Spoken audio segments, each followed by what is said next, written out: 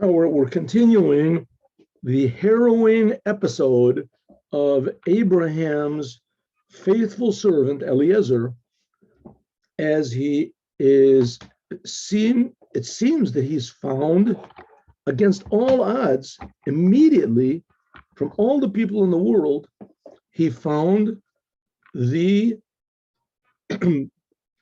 bride, the perfect bride, for perfect match for Abraham's son. Abraham sent him and gave him a few hints, who it is. Abraham himself doesn't know what it's going to be. He said, first of all, you have to go to this place, Haran. That's where I came from. Go over there, look for a wife. Not over here. Not in Canaan. Secondly, she has to be from my family. And third, she has to be willing to come back to this terrible place where I live, that I don't even want to find a wife over here, because the people here are so disgusting and and licentious. I don't want to find a bride for my son over here, but I want her to come back here with him. This is where they're going to live, in the Holy Land. Yitzchak, incidentally, never left Israel. Not like Abraham that started off. And Yaakov, of course, went outside of Israel. That's where he got married, and he met Lavan's daughters. So here, this Lavan that Yaakov was going to meet up with later and marry his daughters, Rachel and Leah. So this Lavan happens to be the brother of Rivka. And Rivka, she's going to be the wife for Yitzchak. So let's go. So it says what happened, that Eliezer, he stops outside of the city, he stops by a well, and all of a sudden pops into his mind this idea, is that, listen, how am I going to find a wife for my for my master's son? How am I going to do it? I mean, people find out that it's my master's son, they're going to trick me and lie and play and deceive me. I have no idea, if they're telling the truth or not. They're going to just take some girl from the household and say, this is your a relative, a direct relative of Abraham. How am I going to possibly know? So he said, okay, I'm going to make a couple signs. So he said, okay, like this. When the girls come out to draw water, I'm going to ask one of these girls, give me some of your water after she draw it. And a normal girl would say, my friend, I mean, you're a healthy person, draw water yourself. But if she says, no, please take from my water, and I'll give water to your camels also. So this is a pretty good sign that this is the one that I want. And immediately when he finishes doing it, Rivka comes out, and sure enough, she takes water. He says, will you give me some of the water? And she says, oh yeah, here's the water, and give to your camels also. And he said, wow, this is really amazing. This is just too much to believe. Who are you? And she says, oh, I'm the daughter of Betuel. Betuel is like a direct descendant from Abraham's brother, Nahor, right? Betuel. So it's, wow, this is it. This is the one I'm looking for. I found her just first, immediately. So here we go. This is what we're going to learn today. Vayomer, so Eliezer said, yeah.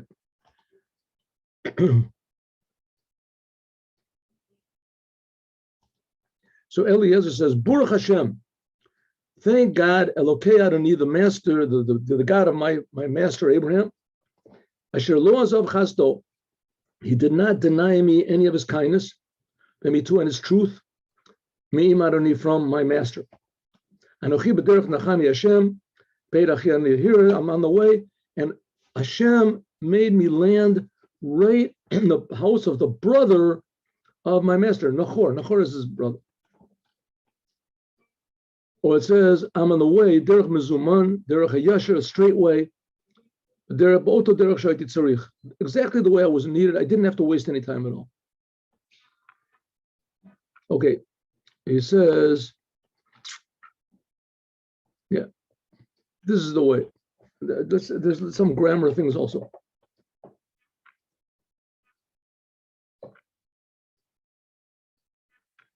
Here is the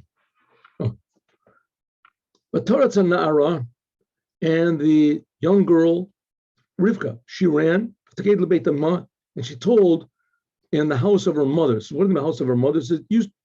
Women used to have a special house where all the women would sit, and they would do whatever their work was.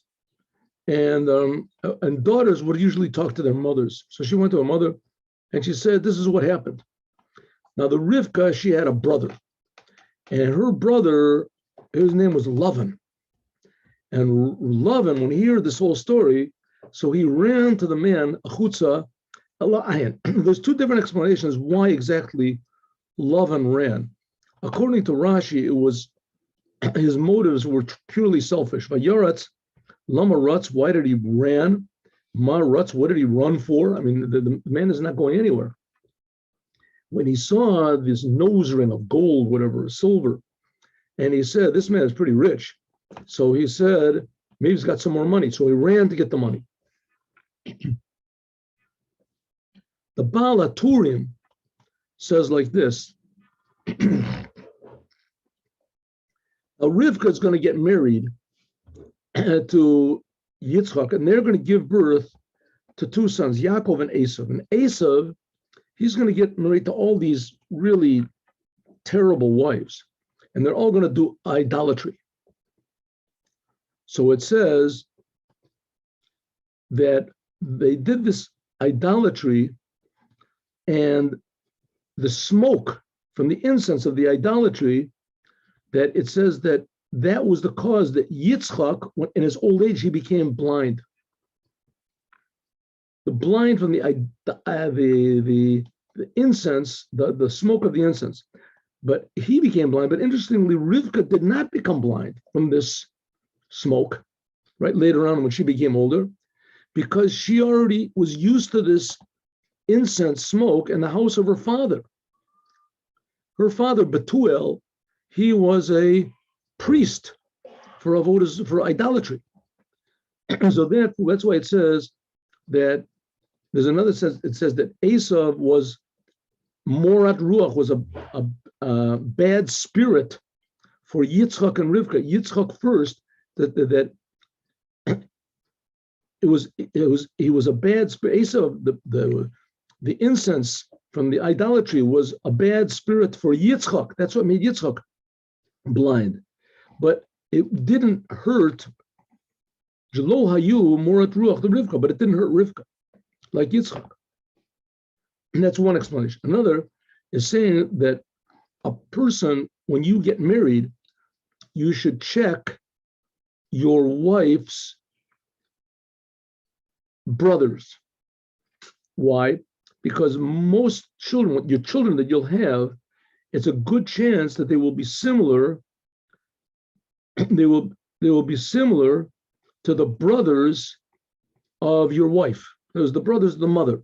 So a woman gives birth, there's a good chance that the children are going to be like her brother. Well, Rivka, she had a brother that was bad news. His name was Lavan, and he was an evil person. Because it says Rivka Achu Shemo Lavan, because she had this bad brother. So it says your children, a woman's children, a lot of times they take the characters of that woman's brother. So because her brother was Lavan, he was bad, so therefore Esav came out. And that's why it says that Rivka had a brother, and his name was Lavan. And then afterwards it says V'tia Ruach, it was a bad spirit for Yitzchak and Rivka. That follows afterwards that the bad spirit came to Yitzchak from the, right? Yitzchak, he was harmed by the incense. But the fact is, the reason she had a brother that got married to this idolatrous woman was because she had a sister like that. She had a brother like that. Because she had a son, she had a son. Her son, Esav, was an idolater because Esav took after her brother. And that's why it says that he had a Lavan. Okay. So it runs in the family. Let's just do one more over here, the Or HaChaim. He says like this.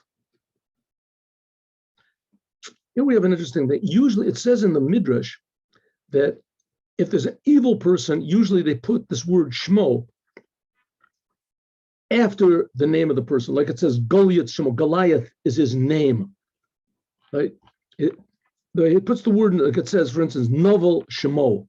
These are bad people, but tzaddikim, righteous people, it has the word Shmo beforehand. Shem Yishalana. But the evil people, they come before the word name, like it says, Novel Shemo, etc. Okay, so if so, we see over here, it says that Lavan, it says the word Shmo before Lavan. This indicates that Lavan was a tzaddik. So I'll just tell you outside what it says. He says that that Lavan ran to outside. Why did he run? So he said because Lavan suspected that maybe Eliezer had done something to his sister. His sister all of a sudden comes running in, and she's got these nose rings and these things. So he thinks maybe he bribed my sister. Maybe he's trying to bribe her to assault her. So it said, therefore he ran outside. Right? He thought he suspected Eliezer that he was doing something bad to his sister. That Lavan suspected that Rivka, his sister, had been assaulted by Eliezer. That's why he ran. But when he saw Eliezer and he heard Eliezer saying, that I'm sent, thank God what's happening. So therefore he calmed down. So that's what. So he explains, the Orach Chaim explains sort of the opposite of what Rashi said. Rashi said the reason that Lavan ran was because he saw the nose rings and this, and he thought, wow, she must be pretty rich. Maybe she's got more money, and he ran. But according to the Orach Chaim, know that he ran for a good thing, to save her. And that's indicated by the fact that the word Shmo comes before his actual name, which that's what tzaddikim usually do. So it could be that was the only good thing he ever did in his life. But nevertheless, that was, at that time, that was good, and that's why. Okay, here we go. So Lavan runs over there, and it was when he saw this nose ring and the bracelets on the hand of his, and when he heard the words of Rivka saying, "This is how the man said to me that he's a relative of Abraham, he's a servant of Abraham," and here he is, and he told me all these signs that he made, and I fulfilled all the signs. Let's go over to the well, and here he is standing over by the well. This is the man, right? He's standing by his camels to guard them.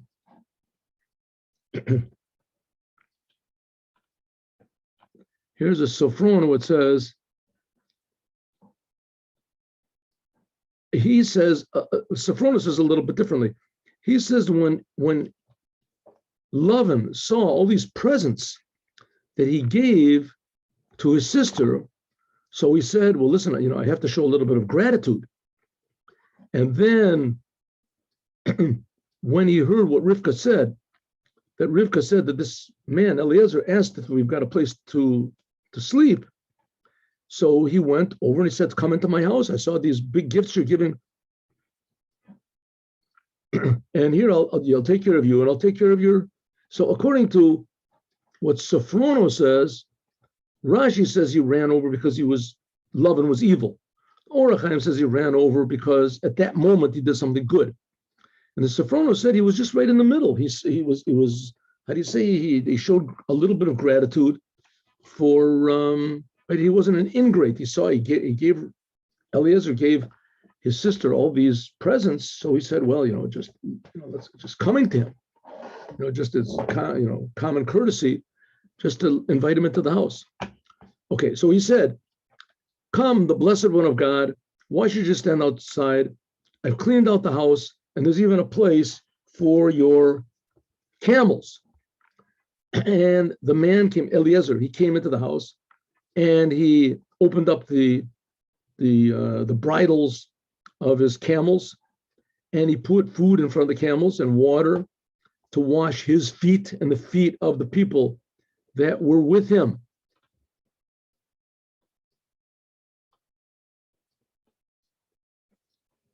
Right? Eliezer also had helpers that were also with him.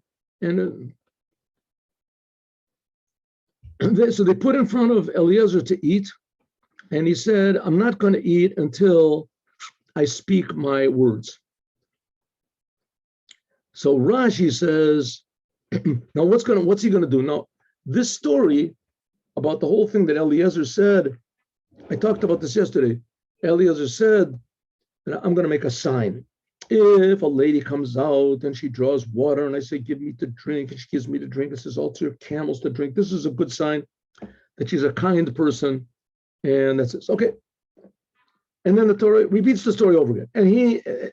And she came out and she drew the water. And he said, well, give me to drink. And she said, you drink and your camels drink. Now it's going to repeat it over a third time.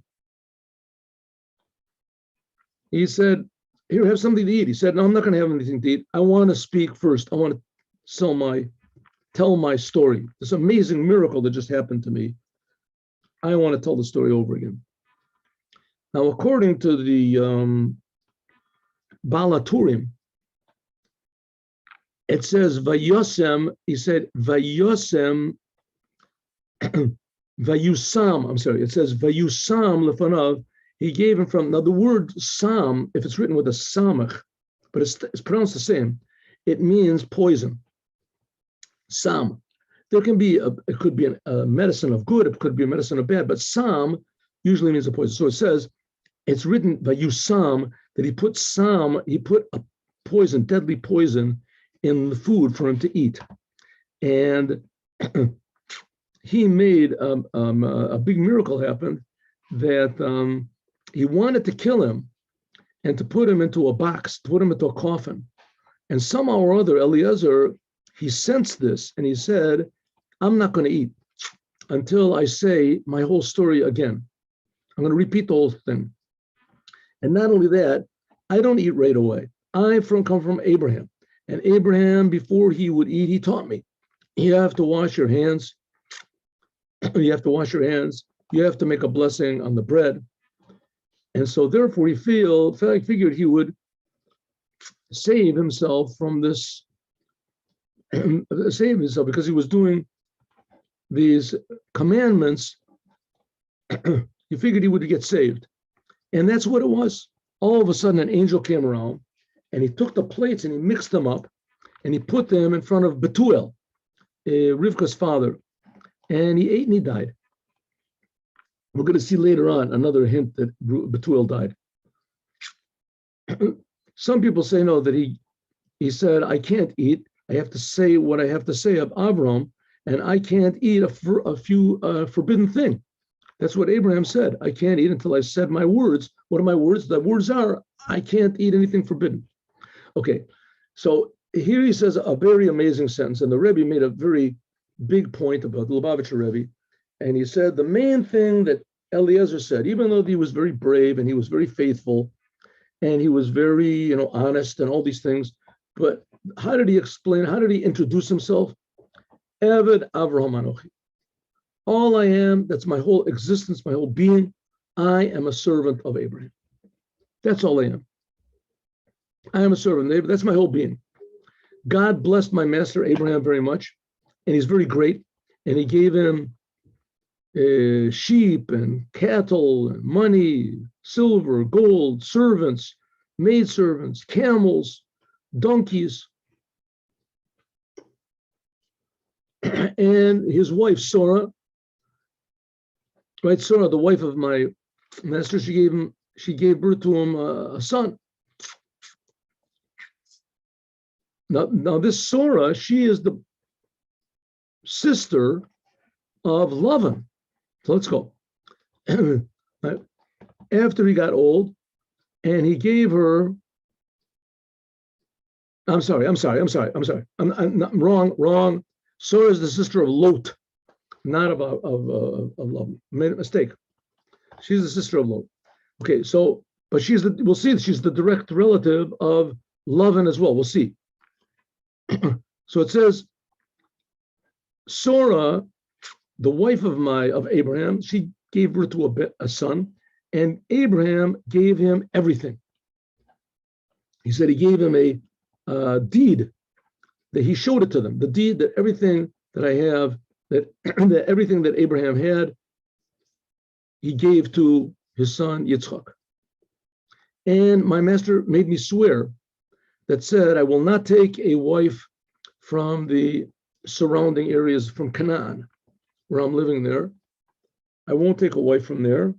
Ki'im, but rather, lo el beit avi, telech ve'al mishpachti, lakachti isha libni. But unless I can find someone from this is what Abraham said, from the father of my house. In other words, a relative of mine.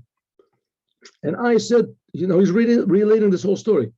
I said to my master, Ulai, maybe, lo telech ha'isha achrai. Maybe she won't go, this future bride, maybe she won't follow me back.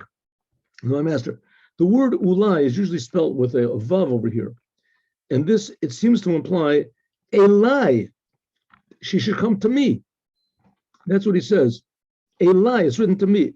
That Eliezer also had a daughter, and he wanted to find some sort of a way that he could say to Abraham that he could say, listen, Abraham, I couldn't find a wife for your son, but I have a really nice daughter.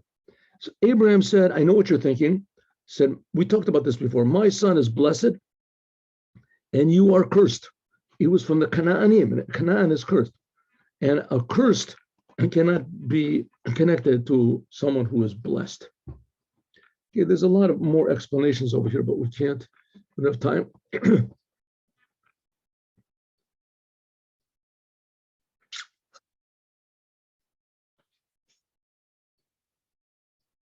And so Abraham said, Eli, Hashem asher hitalachti lefanav. Abraham said, the God that I have been living my life walking before him, he is going to send an angel. And this angel will help you and make your way successful. And you'll take a wife from my son, from my family, and from the house of my father. And then only then will you be free from this oath. Alati. Now the Allah is also a curse. In other words, if you deviate from what I'm saying, it's going to be the opposite of a blessing. Then you'll come to my family, and if you don't, if they decide not to give this woman, this prospective bride to you, then then you've done your job. That's it. Then you've done your job. You don't have to do anymore. Now he's going to tell the story. The whole story is going to repeat the whole story. And I have come to you today to this well. And God, the Lord of my father, my master Abraham, said, no, I'm sorry. I came to this well, for Omar, and I said, God, the God of my father, my master Abraham, if please, you will only make successful my way that I am going aleh. He says, he said, I came today. What did he have to say today? He just say, I came. They know he came today. I mean, his Laban's sister just told him that she just saw him today. He said, why do you have to say today? He said he wanted to let him know that the same day that I left Abraham was the same day that I arrived. Hayom yatzati vayom bati. He said there was kfitzat haderech. The way was supposed to have been like a week's travel, and he made it in just a couple of hours. A week, 3 days. He made it in a couple of hours. And the Lubavitcher Rebbe has a whole big explanation why that this happened, because the first possible moment that she could be married, she was married. And not only that, he wrote this deed, that he wanted the deed to be dated the same day that he met her. So therefore, he wrote the deed, and the journey was like 3 days, but God made a miracle that he made it the same day that the deed was written. Rabbi Acha said, look at this, what's going on over here. we're spending so much time telling the story over and over again because in some way, it's better the stories that are told about the servants of Abraham, Isaac, and Jacob is even more valuable in some way than the laws that we get from after the giving of the Torah. This whole thing of Eliezer, it was doubled over in the Torah 3 times. And there's a lot of laws in the Torah that are only given in just like one little hint. So here he goes. Eliezer says, behold, I was standing on the well of water, and the young girl that came out to draw water, I said, drink for me. By the way, this is the Alma means a young woman. It does not mean a virgin. The Lo ma'at mayim, please give me a little bit of water. And she said to me, exactly the signs that I said. She said, you drink, and also for your camels, also I'll give the drink. Here he says, Gam means also the people. There were people that were with Eliezer as well. I'll give them all. He said, this is the woman, right? So this is the woman that I've been waiting for. I'm sorry, this is the sign that he made to himself. He said to himself, behold, I am standing on this well of water, and if a young lady comes out and draws water, and I say, give me to drink, and she gives me to drink, and also your camels, this is the sign, asher hochiach, this is the proof that God is showing me that this is the lady for Yitzchak, the son of my master. And behold, as soon as I finished speaking what I said, Rivka immediately came out, and it was exactly what I said. She drew water, and she had this big jar on her shoulder. She went down into the well, and she drew water. And I said, please let me have something to drink. And she ran, and she said, okay, drink, and also for your camels also, right? Give, and also for your camels also. And I said to her, who are you? And she said, I am the daughter of Betuel, the son of Nahor. Nahor was the brother of Abraham. Asher Yoldalo Milka, that Milka gave birth. Milka was the sister of Sora. Vasim Nezer, and I put this a ring on her nose, and I put these bracelets on her hands. And I bowed down to God, and I blessed God, the Lord of Abraham, that he gave me into the true way. So in other words, he's repeating the story over and over and over again, right? He could have just said that he met Betula, and he told him the whole story. V'omar lo et hasipur. He could have said, I told him this. No. So the reason is because there's deep, deep secrets, mystical secrets, and why it has to be repeated 3 times. And now is not exactly the time to talk about it, but God willing, tomorrow we'll talk a little bit. Now, if you want to do kindness and truth with my master, so tell me, she's the one, and I want her to come back with me if you want to let her go, good. And if not, then tell me, and I'll go to the right or to the left. What's to the right or to the left? To the daughters of Ishmael, or to the left, to the daughters of Lot. Maybe Lavan and Bethuel, they said, this thing came out from God. We can't say anything, not bad or good. Whatever God, how can we go against God? Here, Rivka is yours. Take her, and she should be a wife to the son of your master, just like God said. I mean, we believe in God also. When the servant of Abraham heard this, so he bowed down to the ground to God. You're going to see it's not going to be so simple. It's not going to be so simple.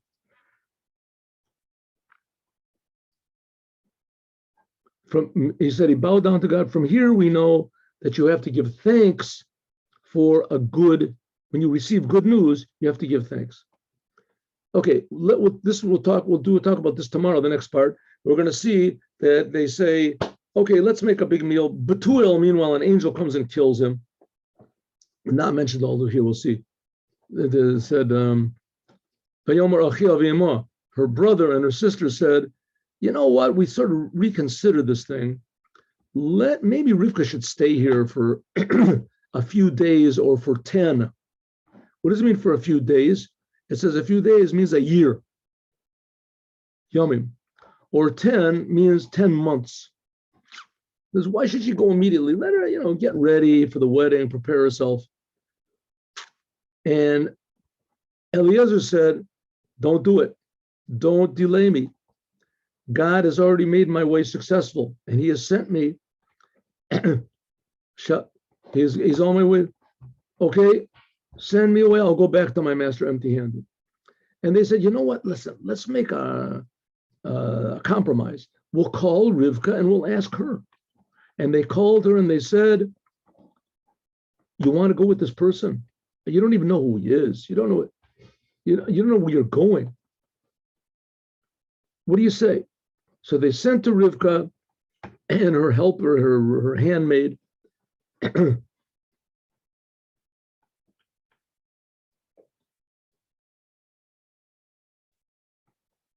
sorry. Sorry. They called Rivka and they said, you want to go with this man? You don't know who he is. Vatomer, and she said, Elech, I'll go. Didn't ask any questions. I'll go. And so they sent her and they gave her a big blessing. And we'll talk about this, God willing, tomorrow. You know what? 1 second. Maybe we can just do this here. Give me 1 minute. No. Okay, couple minutes. Let's do, why not? A couple minutes here.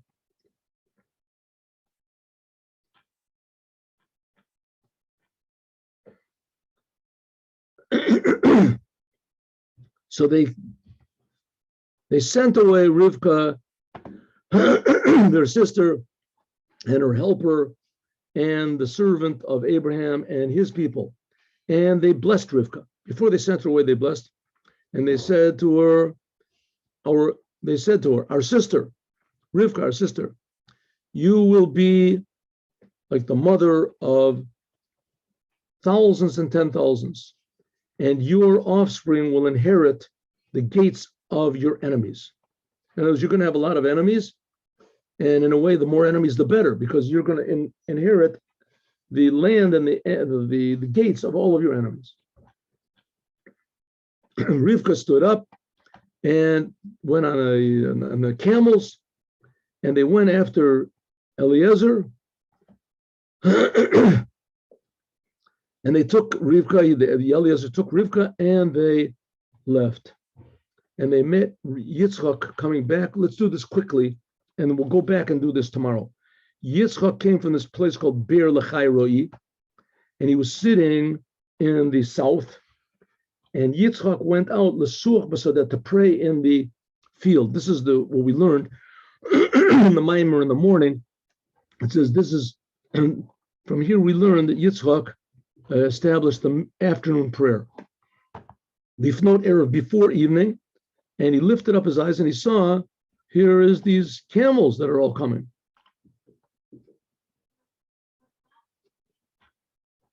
And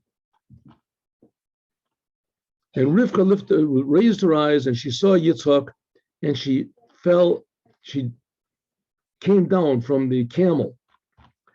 And she said to her servant, who is this man that's coming in the field to meet us? And he said, this is the one we're waiting for. Here it is. This is your future bride. And this is your future groom. And she covered over her face from modesty. And the servant, Eliezer, he ran to Yitzchak and he said everything that happened. And Yitzchak took her into the tent of Sora, his mother. Now we know that Sora was his mother. But it says that that he took Rivka and he married her and he loved her and he was comforted because of his mother. What does he mean he was comforted? He said that all the time that his mother was alive, there was a blessing in the bread, and when Sora was alive, there was a candle would be lit She would light candles Erev Shabbos, and it would remain lit the whole week. And there was also a blessing in the bread. She would make a little bit of bread, and it would last for a long time. It was very nourishing, and there was always a cloud hanging over the tent. As soon as Surah died, all these things stopped, and when Rivka came, it all came back. So he saw that Rivka had this holiness, the holiness of the house, and therefore he loved her, it said. Yitzchak, he took her into the tent and he loved her, and he was comforted after his mother. As we will talk about more, God willing, tomorrow. Have a good day with Mashiach now, 8:15 tomorrow. See you all.